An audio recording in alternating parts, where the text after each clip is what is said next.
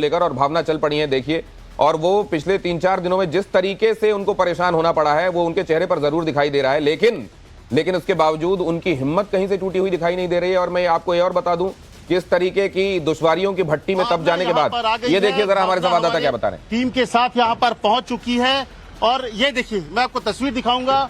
आइए, ये भावना देखिए, यहाँ पर भावना यहाँ पर आ चुकी है और नाविका जी वो रिसीव कर रही है। और निश्चित तौर पर एक जो पीड़ा है, जो दर्द जो उसने झेला है, वो अपने आप में ये कहानी है जो दिखाता है कि किस तरह से कभी जो सच है वो कभी पराजय नहीं होता। ये इसकी आंखों को देखिए, उसने जो चीजें सहा है, जो बर्दाश्त किया है।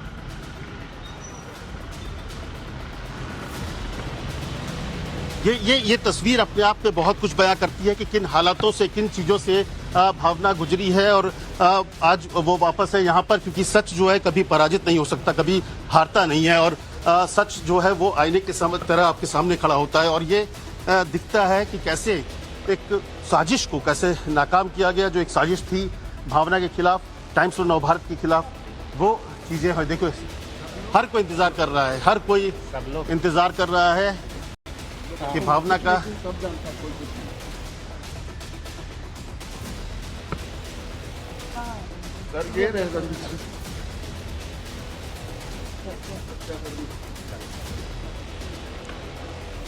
और ये हमारी टीम की सबसे छोटी बच्ची है और बहुत तकलीफ, बहुत दुख था जितना इसने झेला है, इसकी बयां शायद हम और आप ना कर पाए, लेकिन ये अपने आप में बताता है कि क्या उन्होंने इसने झेला है पूरे अपने 2 दिनों के भीतर।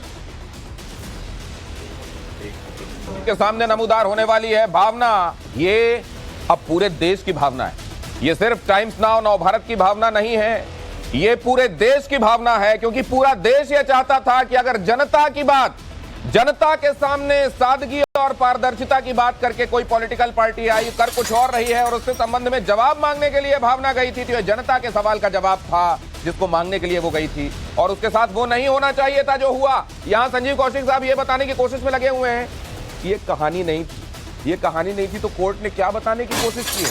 दिनेश, सबसे बड़ी बात देखिए क्या है कि आप एक ऐसी रिपोर्टर को गलत तरीके से फंसाते हैं, उसे गिरफ्तार कराते हैं जो काफी दूर खड़ी थी अरविंद केजरीवाल से। आप अरविंद केजरीवाल को बचाने की कोशिश कर रहे थे। और क्यों बचाने की कोशिश कर रहे थे? क्योंकि 45 करोड़ का जो शीश महल नवभारत ने दिखाया, और जिस दिन हम दिखा रहे थे वो शीश महल, उस दिन भावना खड़ी थी सीएम ऑफिस के बाहर और वहीं से रिपोर्टिंग कर रही थी। और इसीलिए आपने टारगेट कर लिया भारत के रिपोर्टर।